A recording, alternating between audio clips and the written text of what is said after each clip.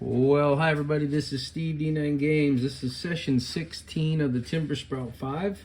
Last time the goblins had rallied a bunch of orc allies who they'd made a pact with to attack and revenge form Timbersprout, and winter had been in full effect. So it was a brutal battle, but they did survive and take the rest of the winter off to heal up. Their defenses were fortified throughout the beginning of the spring, and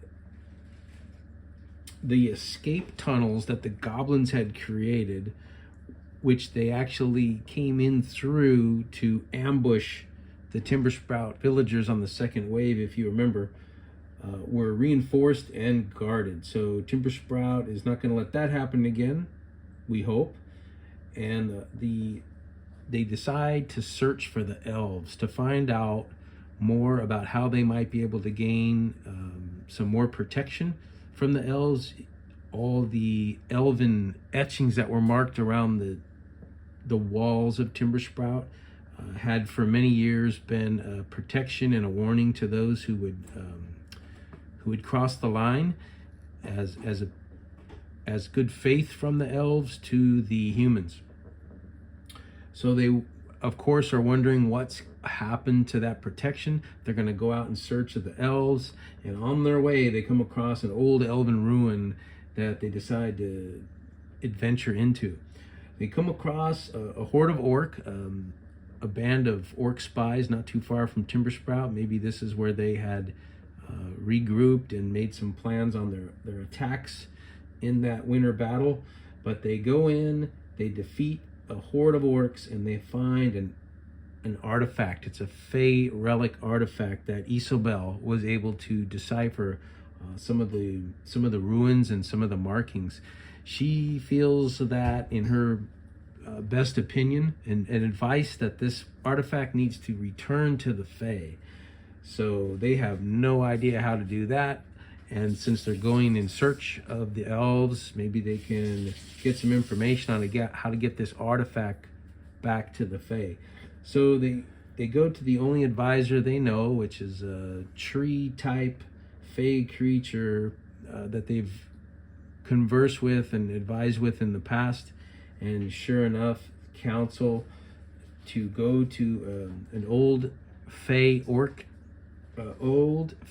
oak tree that acts not so much of a portal, because the Fae is kind of like a different dimension in the Twilight of Fae, but this Fae oak tree amplifies the exchange from Albion into the Fae realm. So they go ahead and do that. They're able to get into the Fae. There's a mighty storm happening, and they notice how different the Fae is, how everything looks fresh and lush and beautiful. A lot of greenery and trees and colors, and it's really awe-inspiring and amazing, and they're kind of put back. So they have this relic, this artifact. They're trying to get it back.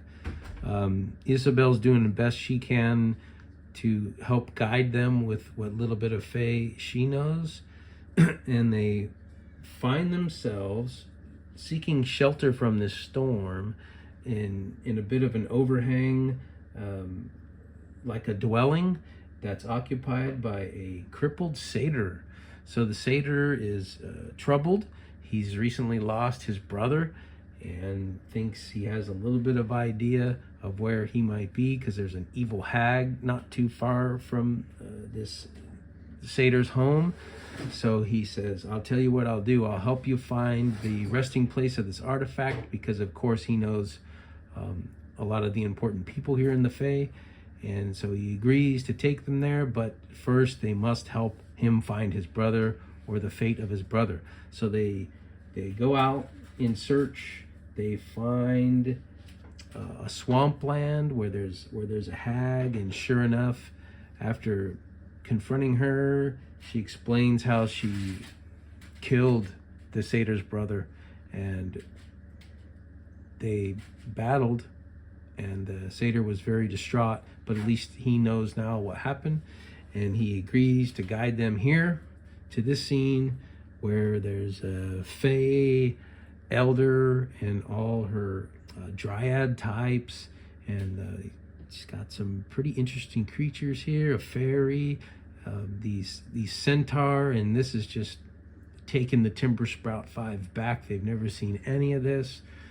Pretty amazing Fae world, and they give this artifact back. So the elder is very thankful, and of course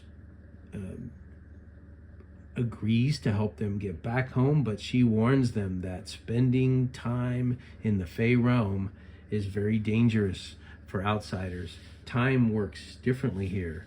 So she encourages them to head back to their home. The satyr is willing to escort them back to the location of this Fae. It's like a Fae garden, where on this side is the Fae garden, the other side is this Fae oak tree. So he decides to take them back.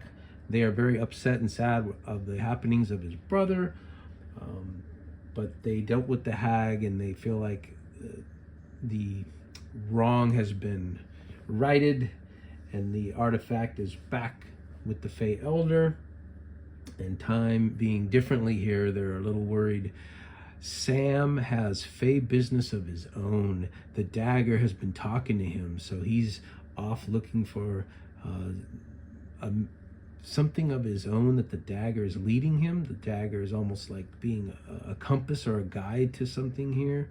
As soon as they leave this Fae village, Sam goes off on his own mission, and the rest of the Timbersprout 5 head with the satyr's guide back to the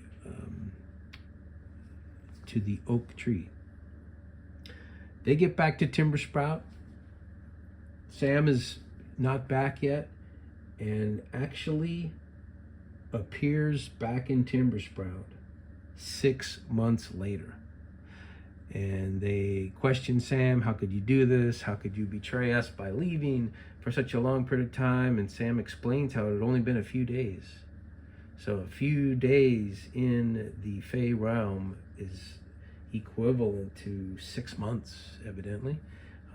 If they even fully believe Sam or not, but that's the happening. They're all back in Timbersprout, and we are right at the middle of summer. So until next time, peace.